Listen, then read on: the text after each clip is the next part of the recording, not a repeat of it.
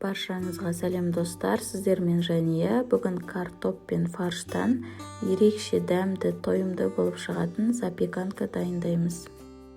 Ол үшін бізге керек заттар: қаймақ, сыр, пияз, қызанақ, 1 кг картоп пен 500 г фарш керек болады және дәмдеуіштер. Ең алдымен картопымызды барынша жіңішке етіп турап аламыз.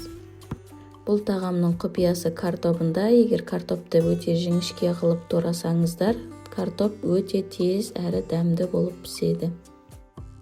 Міне картопымыздың қалыңдығы осындай болу керек, шамамен 1-2 мм. Енді картопымыздың бетіне тұз қосамыз. Картопымызға ерекше дәм беру үшін бұрыш пен паприка қосамыз. Қолыңыздағы бар кез келген дәмдеуіштерді қолдансаңыз болады.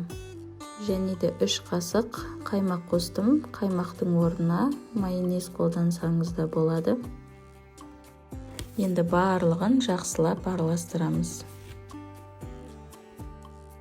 Міне тұзы, бұрышы, қаймағы сіңіп, жақсылап араласты.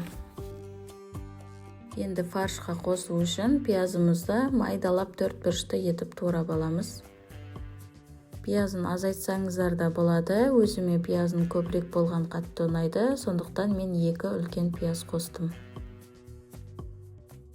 Міне пиязымыз дайын. Енді оның үстіне тұз, бұрыш, паприка және де 1 жұмыртқаны қосып, жақсылап араластырамыз.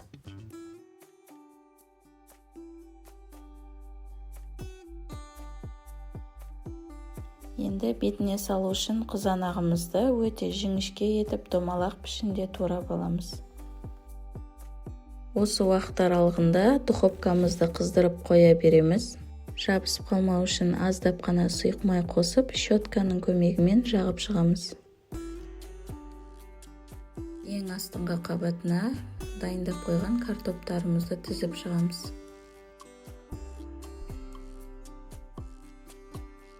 Оның үстіне фаршымызды орналастырып шығамыз.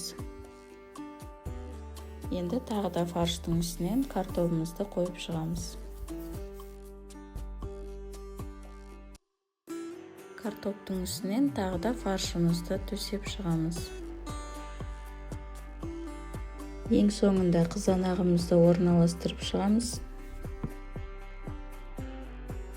Және де үстіне қалған қаймағымызды жағамыз. Барлығы біркелкі болу үшін қасықтың көмегімен тағы да жақсылап жағып шығамыз.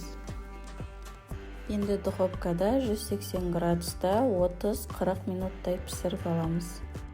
Тамағымыз пісем дегенше сырымызды өте жіңішке етіп турап аламыз.